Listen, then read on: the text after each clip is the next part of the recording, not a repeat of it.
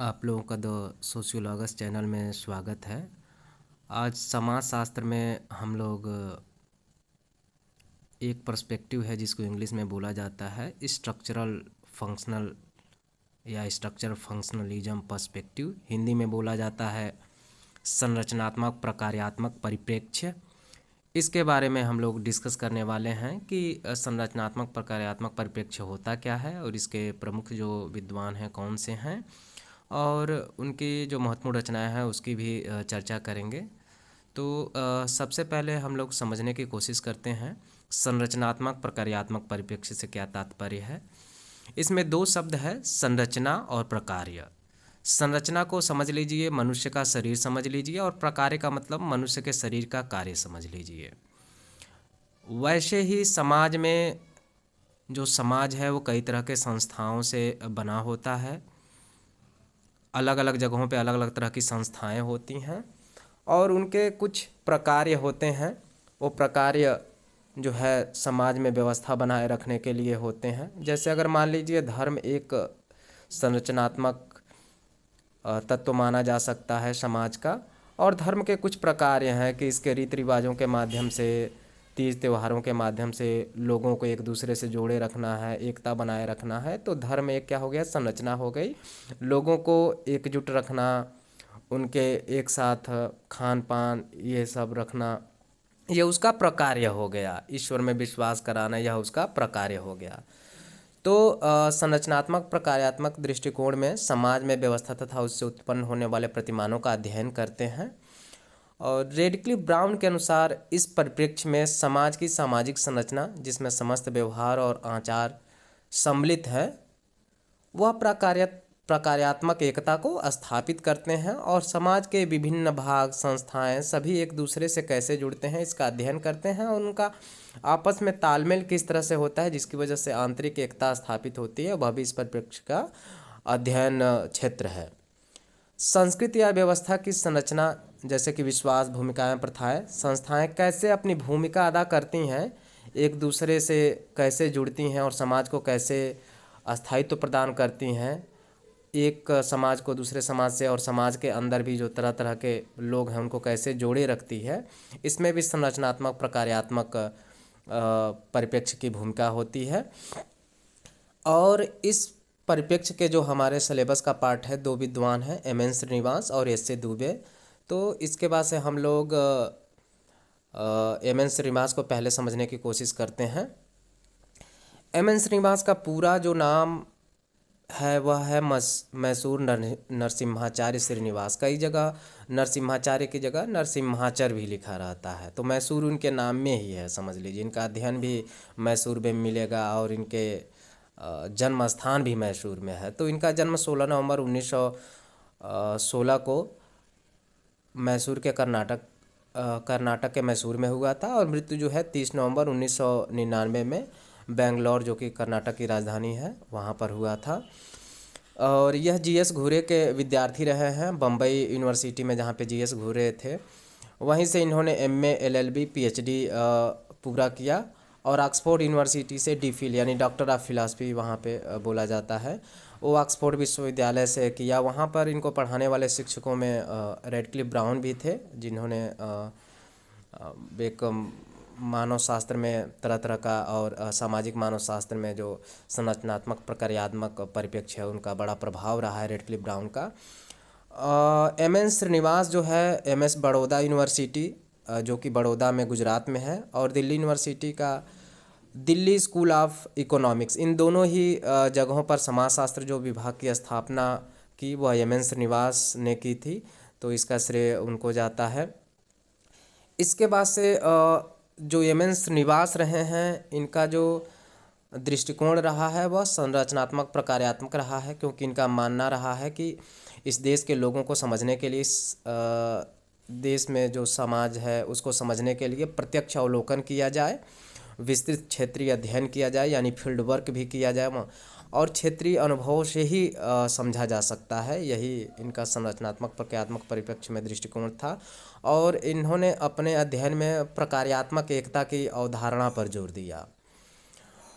इनका जो अध्ययन है रामपुरा गांव में रहा है। रामपुरा गांव जो है मैसूर ज़िले का एक गांव है, और वहाँ पर उन्होंने तरह तरह की जातियों का आपस में कैसे संबंध रहा, उसमें से एक जाति रही है कामिया, जो ज्योतिष और जादूगरी का काम करती रही है। बनिया और पणिका, पणिकाओं को मान सकते हैं, जो हैं वो निम्न जाति माना गया है। इनके साथ काफ़ी भेदभाव होता रहा, तो इनका आपस में कैसे संबंध है उस पर उन्होंने अध्ययन किया कि कैसे एक दूसरे से इन लोगों का निर्भरता रहता है, एक जात का दूसरे जाति पर कैसे संबंध होते हैं। और इसके अलावा इन्होंने माना कि जो गांव में जातियां होती हैं वो स्वतंत्र रूप से होती है। इन्होंने अध्ययन करने के लिए दो दृष्टिकोण को स्वीकार किया है कि दो दृष्टिकोण से अध्ययन किया जा सकता है। एक है पुस्तक दृष्टि या परिप्रेक्ष्य दृष्टि, अंग्रेजी में इसको बोला जाता है टेक्स्ट व्यू। जैसा कि आप लोग जानते हैं कि जीएस घूरे और एन के बोस को उनको इस टेक्स्ट व्यू, मतलब क्योंकि वह किताबों के आधार पर भारतीय समाज को समझना चाहते थे, हिंदू धर्म ग्रंथों के आधार पर, जो पवित्र धर्म ग्रंथ हैं गीता, वेद, पुराण, स्मृतियाँ, इसके आधार पर इस देश के धर्म, वर्ण, जात, परिवार और गांव को समझना चाहिए। ये है पुस्तक दृष्टिकोण, यानी पवित्र ग्रंथों पर, पवित्र पुस्तकों पर आधारित दृष्टिकोण। इसको एम.एन. श्रीनिवास जो है वह इनकार कर दिए कि यह दृष्टिकोण सही नहीं है, इससे नहीं समझा जा सकता है। दूसरा जो दृष्टिकोण है जिसको क्षेत्र दृष्टिकोण या क्षेत्रीय कार्य यानी फील्ड वर्क बोला जाता है, यानी कि वहाँ पर जाया जाए, देखा जाए, अनुभविक यानी अनुभव किया जाए, वहाँ पर जाके देखा जाए कि कोई भी गांव है या कोई भी समाज है वो कैसा है, फील्ड वर्क किया जाए वहाँ पर जाके, उसको उन्होंने क्षेत्र दृष्टि दिया, यानी क्षेत्र में जाया जाए, वहाँ पे देखा जाए, समझा जाए। इसी के हिसाब से ही भारतीय जो भारतीयता या भारतीय गांव है, भारतीय समाज है, उसको समझा जा सकता है। छोटे छोटे अध्ययनों के माध्यम से समझा जा सकता है। इस पर इन्होंने क्षेत्र दृष्टि को महत्वपूर्ण माना और अपने अध्ययन में यह क्षेत्र दृष्टि को ही लेकर चलते हैं। इन्होंने अपने अध्ययन में एम.एन. श्रीनिवास ने संस्कृत, धर्म, गांव, समुदाय, जाति, सामाजिक परिवर्तन पर बहुत कुछ लिखा। और चूंकि रैडक्लिफ ब्राउन इनके शिक्षक थे, तो शिक्षकों से प्रभावित होना स्वाभाविक है कि जो स्टूडेंट है वह अपने शिक्षक से प्रभावित होगा। तो रैडक्लिफ ब्राउन की जो संरचना की अवधारणा रही है उससे एम.एन. श्रीनिवास बहुत प्रभावित रहे हैं। उन्होंने उसका उपयोग भी किया अपनी अध्ययनों में। और इनकी जो महत्वपूर्ण रचनाएं हैं एम.एन. श्रीनिवास की, उन महत्वपूर्ण रचनाओं को आप लोग जान लीजिए। इनकी महत्वपूर्ण रचनाओं में है marriage and family in Mysore, 1942 में इन्होंने लिखा था।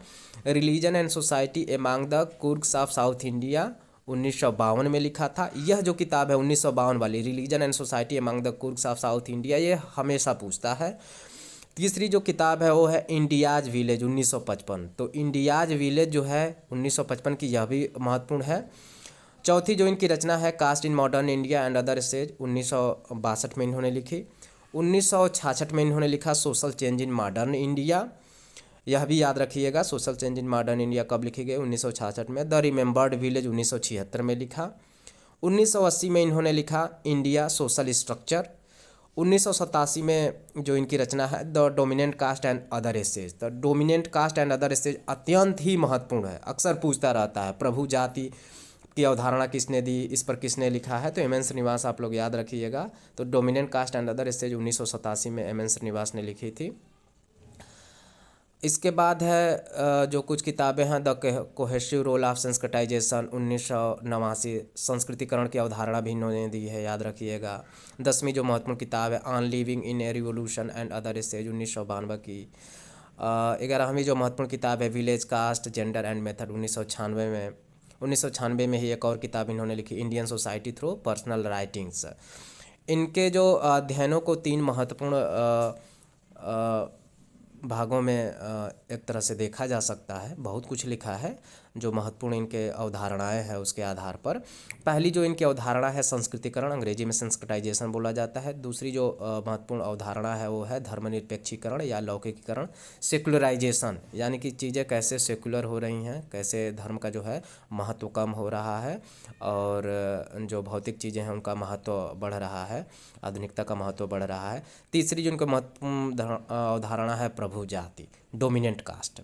तो आइए समझते हैं संस्कृतिकरण। संस्कृतिकरण से तात्पर्य ये है कि कोई भी जो समुदाय में वर्ण व्यवस्था में नीचे है या वर्ण व्यवस्था से बाहर की जाति अपने से ऊपर के वर्ण की रीति रिवाजों को, खान पान को, रहन सहन का अनुसरण कर लेती है, उनके कर्मकांडों को, उनके विचार और मूल्यों को अपना लेती है, और इसके माध्यम से वह अपनी सामाजिक परिस्थिति को ऊंचा कहने लगती है कि अब हम मान लीजिए जनेऊ पहनने लगे तो कोई कहने लगे जनेऊ पहन रहे हैं तो हम ब्राह्मणों के बराबर हो गए। तो मान सकते हैं कि ये संस्कृतिकरण में भी यही चीज़ें होती हैं कि नीचे का कोई वर्ण व्यवस्था में या वर्ण व्यवस्था से बाहर का कोई जो जाति है या समुदाय है वो अपने आप को अपने से समाज में ऊंची स्थिति के जो जातियां हैं उनके रीति रिवाजों, खान पान, विचारधारा, मूल्यों को अपनाकर अपनी ऊंची परिस्थिति को क्लेम करता है, अपनी स्थिति को उठाने की, सामाजिक गतिशीलता के माध्यम से उठाने की कोशिश करता है। यही है संस्कृतिकरण।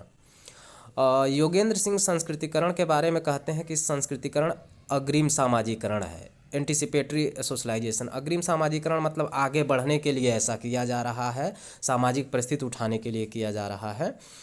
और संस्कृतिकरण की प्रक्रिया है संदर्भ समूह की तरह। संदर्भ समूह का मतलब ऐसा किसी समूह को आप आदर्श मान लीजिए जिसके जैसा होना चाहते हैं। जैसे छात्रों में ऐसे रहता है कि डॉक्टर बन जाए, इंजीनियर बन जाए, तो किसी छात्र के लिए डॉक्टर या इंजीनियर संदर्भ समूह होता है। वैसे ही संस्कृतिकरण की अवधारणा में समुदाय में कोई निम्न जो जातियां हैं या वर्ण व्यवस्था में सबसे नीचे जातियां हैं वो अपने से वर्ण व्यवस्था में ऊपर की जातियों को आदर्श के रूप में उनकी चीज़ों को अपनाकर समाज की स्थिति उठाने के लिए जब उनको देखती हैं तो उसको संदर्भ समूह बोला जाता है। संस्कृतिकरण से पहले ब्राह्मणीकरण शब्द का प्रयोग किया था एम एन श्रीनिवास ने, क्योंकि पहले वो ब्राह्मणों को की जीवन पद्धति को ही मानते थे कि लोग अनुकरण करने की कोशिश करते हैं, लेकिन बाद में पाए कि ऐसा नहीं है। ब्राह्मणों की जीवन पद्धति का ही नहीं बल्कि जो ब्राह्मण नहीं है, क्षत्रिय हो गए, वैश्य हो गए, इनका भी जीवन की पद्धति का अनुकरण करने की कोशिश करते हैं। तो ब्राह्मणीकरण केवल ब्राह्मणों की जीवन पद्धति का अनुकरण है, जबकि संस्कृतिकरण है वह विस्तृत विचारधारा है, विस्तृत अवधारणा है, जिसमें किसी भी अपने से ऊंचे परिस्थिति वाले या ऊंचे जात के समुदाय के जात के रीति रिवाजों को, रहन सहन को, खान पान को, विचारधारा और मूल्यों को अपनाने की कोशिश की जाती है।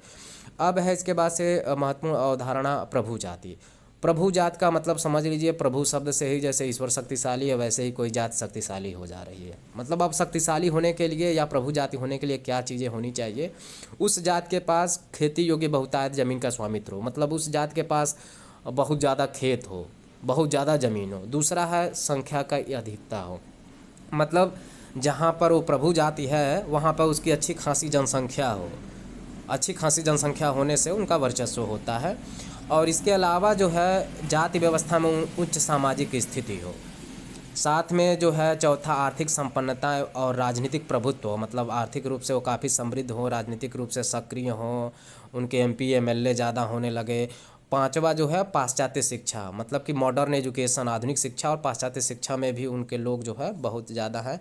प्रशासनिक नौकरियां इनके पास ज़्यादा होती हैं, यानी कि ब्यूरोक्रेसी में आईएएस पीसीएस इस तरह के है, सेक्रेटरी हो गए, बड़े बड़े पदों पे जो निर्णय लेने वाले हैं प्रशासनिक पदों में, वहाँ पर भी इनकी संख्या होती है। आय का नगरीय स्रोत, ऐसा नहीं है कि केवल खेती बाड़ी से ही बल्कि इनको शहरों से भी पैसे अपने मिल रहे हैं। तो प्रभु जाति की ये जो सातों विशेषताएँ आएंगी यह किसी भी जात को प्रभु जाति बना सकती हैं। तो इसको आप लोग याद रखिएगा, इसकी विशेषताओं को, और प्रभु जाति क्या होती है। प्रभु जाति के कुछ उदाहरण हैं। प्रभु जाति जैसे मैसूर, जहाँ से कि एम एन श्रीनिवास थे, उसमें मैसूर जिले के रामपुरा गांव के अध्ययन में वो बताते हैं कि ओक्कलिंग जो है वो प्रभु जाति है, क्योंकि इनके पास ज़मीनें बहुत ज़्यादा थीं। तो ओक्कलिंग क्या है? एक प्रभु जाति का उदाहरण है, आप याद रखिएगा। आंद्रे बेते ने तमिलनाडु के तंजौर जिले के श्रीपुरम गाँव का अध्ययन किया। वहाँ पर पाए कि जो ब्राह्मण है उनकी सामाजिक स्थिति सबसे उच्च है, धार्मिक और राजनीतिक रूप से इनका वर्चस्व ज़्यादा है, आर्थिक रूप से संपन्न है, इसलिए ब्राह्मण को प्रभु जाति मानते हैं।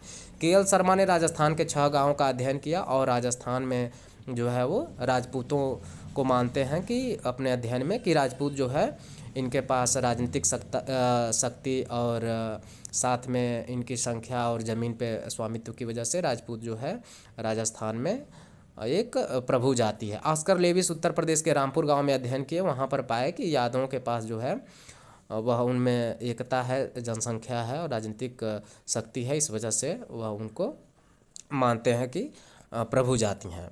प्रोफेसर यस्सी दुबे इसकी आलोचना करते हैं संस्कृतिकरण की और कहते हैं कि जनसंख्या की अधिकता प्रभु जाति का प्रमाण नहीं हो सकता है। इन्होंने प्रभु जाति के स्थान पर प्रभुत्वशाली व्यक्ति के को महत्व दिया, क्योंकि जनसंख्या केवल नहीं हो सकता है। जनसंख्या के आधार पर देखा जाए तो दलित जातियां हैं, उनकी जनसंख्या ज़्यादा रहती हैं, लेकिन वो उस तरह से प्रभु जाति नहीं बन पाती हैं, बल्कि ब्राह्मण, ठाकुर और राजपूत इस तरह की जातियां प्रभु जाति बन जाती हैं। तो इसलिए आलोचना भी प्रोफेसर एस सी दुबे करते हैं। अब आते हैं जो तीसरी महत्वपूर्ण अवधारणा है, धर्मनिरपेक्षीकरण। धर्मनिरपेक्षीकरण से सीधा सा तात्पर्य आप यह समझिए कि धर्म का महत्व कम हो रहा है। वर्तमान समाज में धर्म का महत्व कम हो रहा है, और वह कैसे हो रहा है? विभेदीकरण की प्रक्रिया, मतलब स्त्री पुरुष का मान लीजिए भेद है, स्त्री के लिए तरह तरह के नियम जो पहले नहीं थे अब आ गए हैं। स्त्रियों की जो है सुरक्षा के लिए तरह तरह के उनको अधिकार दे दिए गए, उसकी वजह से धर्मनिरपेक्षीकरण की प्रक्रिया भी बढ़ी। जैसे मान लीजिए पहले क्या होता था कि जात के आधार पर बहुत ज़्यादा भेदभाव था, अभी भी है, छुआछूत होता था। तो छुआछूत को मान लीजिए ख़त्म करने के लिए जो ये धार्मिक संकीर्णता थी उसका ह्रास होने लगा। अब मतलब इतना ज़्यादा छुआछूत नहीं, कम करने की कोशिश करते हैं लोग, खासकर जागरूकता की वजह से तार्किक लोग होने लगे हैं। ऐसा नहीं है कि धर्म या पुराणों में या जो धार्मिक ग्रंथों में किताबें लिखी हैं उसी को लोग मान लेते हैं, ऐसा नहीं, उसको तर्क वितर्क करते हैं। अगर सही लगता है तो स्वीकार करते हैं, नहीं लगता है तो उसको इनकार कर देते हैं। यानी धर्म का महत्व कम होने लगा, तरह तरह के जो बदलाव होने लगे, उसमें स्त्रियों को ज़्यादा अधिकार मिलने लगे। समाज में वो वर्ग जिसको बहुत ज़्यादा सम्मान नहीं मिला था वह भी तर्क वितर्क करने लगा, इस तरह की चीज़ें होने लगी। यानी धर्म का एक तरह से निरपेक्षीकरण हो गया। यानी धर्म जो है अपना जिस तरह से होता था पहले, बहुत ही एक तरह से शक्तिशाली, उतना शक्तिशाली नहीं रह गया। इसके बाद से वह बात करते हैं अन्य अवधारणा की, आधुनिकीकरण। आधुनिकीकरण इसको याद रखिएगा। आधुनिकीकरण का मतलब यह हो गया कि गैर पश्चिमी देश, जैसे गैर पश्चिमी देश हम लोग भी हैं, गैर पश्चिमी के देश का मतलब हो गया अमेरिका और यूरोप को छोड़कर जो बाकी देश हैं। अगर किसी पश्चिमी देश, जैसे मान लीजिए भारत के लोग जो है जब अंग्रेज आए तो अंग्रेज़ों की बहुत सारी चीज़ों को, उनके खान पान को, उनके रहन सहन को, भाषा को, बोली के विचार को, उनके तरह तरह के नियमों को अपनाने की कोशिश की। यही प्रक्रिया क्या है? आधुनिकीकरण है। यानी कि किसी पश्चिम के देश का, गैर पश्चिम का देश कोई उनके मूल्यों को अप्रत्यक्ष या अप्रत्यक्ष रूप से अपनाने की कोशिश करे, वही आधुनिकीकरण हो जाता है। और आधुनिकीकरण के कारण जो महत्वपूर्ण भूमिका अदा करते हैं वो हैं औद्योगिकरण, नगरीकरण, पश्चिमीकरण, आधुनिक शिक्षा, लौकिकीकरण, लोकतांत्रिकरण, संस्कृतिकरण। लौकिकीकरण का मतलब आप लोग समझ लीजिएगा। लौकिकीकरण के लिए एक शब्द, ये जो धर्मनिरपेक्षीकरण है उसको लौकिकीकरण, मतलब कि हम दूसरी दुनिया की यानी स्वर्ग नरक की बात न करके हम इस धरती की बात कर रहे हैं, यहीं के लोगों की बात कर रहे हैं, वही लौकिकीकरण की प्रक्रिया है। तो यह सब महत्वपूर्ण अवधारणाएं हैं, आप लोग याद रखिएगा। सबसे ज़्यादा क्वेश्चन हेमंत श्रीनिवास से हर जगह पूछे जाते हैं, तो लिखने के लिए आए या जब भी सवाल पूछे आप लोग इसको पूरा याद रखिएगा, इसको सुनिए। तब तक के लिए धन्यवाद। जब अगले वीडियो में हम बात करेंगे वह होगा आपका श्यामाचरण दुबे के बारे में। वह भी संरचनात्मक प्रक्रियात्मक परिप्रेक्ष्य के एक महत्वपूर्ण विद्वान हैं। तब तक के लिए धन्यवाद।